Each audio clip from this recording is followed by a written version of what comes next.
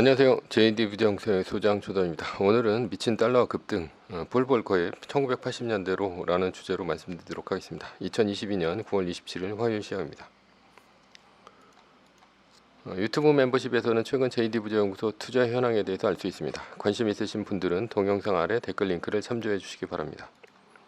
2022년 9월 JD 부정연구소 18기 공지를 합니다. 부동산 강의와 부동산 주식 패키지 강의는 이미 마감이 되었고요. 주식 강의만 모집을 합니다. 관심 있으신 분들은 동영상 밑에 댓글 링크를 참조해 주시기 바랍니다. 뉴욕 마켓워치 영국발 충격, 연준 긴축 경계, 주가 떨어지고 국채 떨어지고 달러 올랐다 라는 기사가 있는데요. 어제는 나스닥이 0.6%, S&P 500 지수가 1.03%, 다우존스 지수가 1.11% 밀리며 3대 지수 모두 하락했습니다. 메인 이슈입니다. 미친 달러와 급등, 폴 볼커의 1980년대로. 어제는 영국 때문에 떨어졌습니다. 영국의 새로운 정부가 인플레이션이 극심한 와중에 재정을 푸는 정책을 쓰는 바람에 달러가 떨어지고 파운드화가 떨어지고 영국 국채 금리도 올랐기 때문이죠. 장이 시작되기 전에 영란은행이 뭔가 대책을 내놓을 것으로 보여 나스닥은 상승하고 있었는데요. 그러나 영란은행이 아무런 대책도 내놓지 못하자 달러 인덱스는 114까지 치솟았고 나스닥은 1% 넘게 오르고 있다가 하락 반전했습니다. 결국 나스닥은 0.6% 빠지며 하락했죠. 장기 시계열로 본 달러 인덱스 그래프입니다. 1980년대 초반 전 연준 의장인 폴 볼커가 인플레이션이 극심하자 금리를 20%까지 올렸습니다. 그리고 달러 지수는 달러 인덱스는 160까지 올라갔죠. 여기 보시면 거의 160까지 올라간 게 보입니다. 그러다가 1985년 일본과 플라자 합의를 통해 엔화 절상을 시작하자 당연히 엔화 절상이니까 달러 가치 절하가 되겠죠. 80까지 떨어졌습니다. 이렇게 80까지 떨어졌죠. 80까지 떨어졌습니다. 지금은 마치 폴 볼커의 1980년대 초반처럼 연준이 금리를 올리고 달러 가치가 수직 상승 중입니다. 왜냐하면 미국 이외의 나라들은 모두 나락으로 가고 있기 때문이죠. 달러 인덱스가 왜 치솟을까라는 것이죠.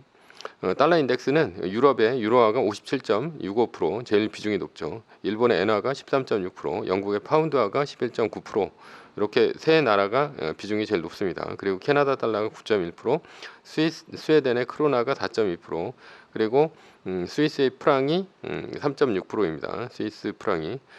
그래서 달러 인덱스는 유로화 비중이 제일 높은데요. 그런데 유럽은 러시아에서 가스를 끊었고 겨울이 다가오자 인플레이션 위험이 극도로 높아지고 있습니다. 따라서 유럽은 급히 금리를 올렸음에도 불구하고 유로화는 달러에 비해 떨어지고 있고요. 일단 추워지는 겨울까지는 유로화는 안 좋을 것으로 보여요. 영국은 새로운 총리가 포퓰리즘 정책을 쓰면서 파운드 가치가 달러화와 1대1 되고 있습니다. 그리고 물가도 10%가 넘을 정도로 달러 인덱스에 포함된 국가 중 인플레이션에 가장 취약합니다. 일본의 엔화는 이제 말할 것도 없죠. 인플레이션 와중에 제로금리와 양적 완화 정책을 쓰면서 긴축을 하지 않고 있습니다. 엔화는 달러에 비해 가치가 떡락 중에 있습니다. 달러 인덱스를 구성하는 세 가지 통화의 가치가 모두 떨어지면서 글로벌 자금이 달러로 보이고 있죠. 달러는 당분간 안 떨어질 것으로 보입니다. 극적으로 유로와 파운드와 엔화의 가치가 올라가지 않는다면 말이죠. 그러나 그럴 이유나 모멘텀은 없어 보입니다. 게다가 연준은 적극적으로 금리를 올리고 양적 긴축까지 하고 있습니다. 달러 가치가 더 높아지는 것이죠. 75bp를 연속으로 3번 올리면서 3.25%까지 기준금리를 올렸고 앞으로 올 연말까지 4.4%를 목표로 하고 있죠. 이렇게 미국의 연준이 긴축을 할 수 있는 이유는 미국의 실업률이 낮고 소비 여력이 있으며 에너지를 자급자족할 수 있기 때문이죠. 게다가 이제 달러 가치가 높아지니까 수입 물가도 싸집니다. 미국의 경기가 세계에서 가장 좋다는 얘기가 되는 것이죠. 그러나 1985년 플라자 합의와 같은 모멘텀이 나온다면 하락의 모멘텀이겠죠. 달러는 반대로 수직 하락할 수 있습니다. 예를 들면 우크라이나 러시아 전쟁의 종전이라든가 아니면 세계적인 경기 침체 그리고 연준의 금리 인하 등과 같은 건 말이죠. 그러나 이 정도의 극적인 모멘텀 없이는 달러가 쉽게 꺾일 것 같지는 않습니다. 달러가 꺾이지 않는다면 어떤 일이 일어납니까? 금리가 치솟으며 신흥국 위기가 올 수 있습니다. 신흥국들은 지금 달러 유출로 환율이 오르고 있습니다. 그래서 환율 방어를 위해 미국의 국채를 내다 팔고 있죠. 따라서 미국 국채 수익률이 치솟고 국채 가격은 떨어지고 있습니다. 평소 같으면 미국의 연준은 자국 국채 수익률 방어를 위해서 일정 시점에서 금리 인상을 그만두었을 것입니다. 그러나 지금은 인플레이션을 잡는 것 외에는 배는 게 없는 것으로 보여요. 따라서 달러가 없는 신흥국들은 달러 부족으로 디폴트 선언을 할 것 같습니다. 1980년대 폴 볼커가 금리를 올릴 때도 멕시코나 남미 나라들이 디폴트에 빠진 적이 있죠. 이러면 경기 침체가 옵니다. 경기 침체가 오면 연준은 금리를 인하할 것으로 보입니다.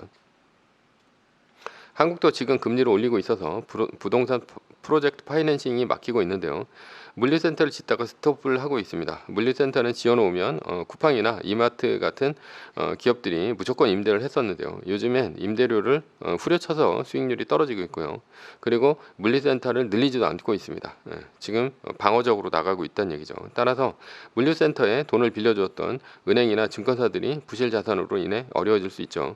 따라서 은행은 대출을 조이고 있는 중입니다. 주택담보대출 조이고 금리도 높이려 하고 있으나 정부에서 5%대로 금리를 고정하라고 하자 일단은 주택담보대출 금리는 한 5%대로 고정되고 있습니다. 그러나 신용대출 금리가 8% 이상으로 높아지면서 주담대 이외에는 금리를 높이고 있죠. 따라서 작년에 신용대출을 끌어다 쓴 영끌족은 높아진 신용대출 금리로 인해서 부담이 커질 것으로 보입니다. 그래서 부동산을 내놓으며 아파트 가격이 개파락하고 있는 중입니다. 영끌족뿐 아니라 자영업자도 문제죠. 코로나로 인해 2년간 영업도 안 되었는데 그동안 버티느라 대출을 끌어다 썼습니다. 그런데 이자가 높아지면 원금은커녕 대출 이자를 받기도 버겁죠. 달러 가치가 높아지면 달러로 빌린 기업도 어려워질 것으로 보입니다. 달러가 오르는데 달러 이자도 올라가면 이자 내기에도 힘들 수 있죠. 내년에는 금리를 지속적으로 올리고 또 높은 상태로 유지하면서 기업 파산이 속출할 것으로 보입니다.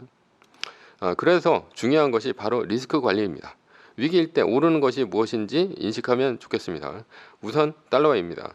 2008년 금융위기, IMF 위기 등을 겪어봤다면 달러가 위기에서 얼마나 강한지 알 수 있습니다. 2008년도에도 달러원 환율이 1,600원까지 올랐고요. IMF 때는 2,000원을 넘겼었죠. 다음으로는 현금과 현금성 자산입니다. 이게 이제 그 리스크 관리에서 중요한 것들이라는 얘기죠.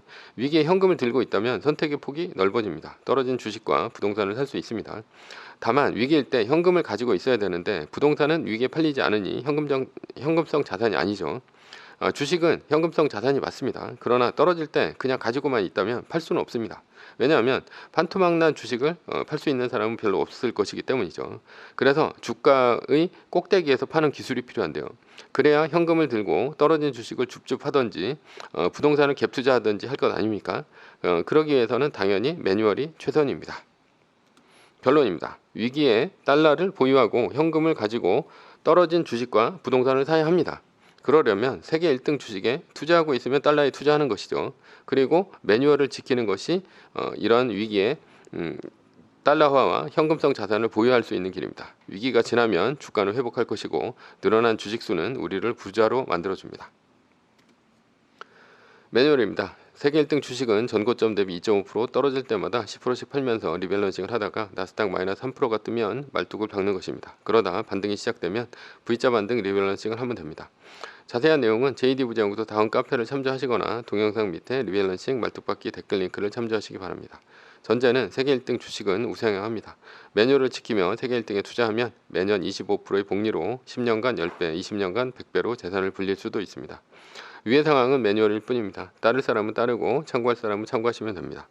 주식을 사고 파는 것에 대한 모든 책임과 이득은 본인에게 있습니다. 매뉴얼을 지키려면 머리를 쓰지 말고 머리를 쓰려면 매뉴얼을 지키지 맙시다.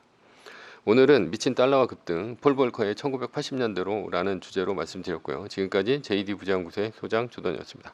컨텐츠가 좋았다면 구독, 좋아요, 알람 설정 부탁드립니다. 지금까지 들어주셔서 감사합니다.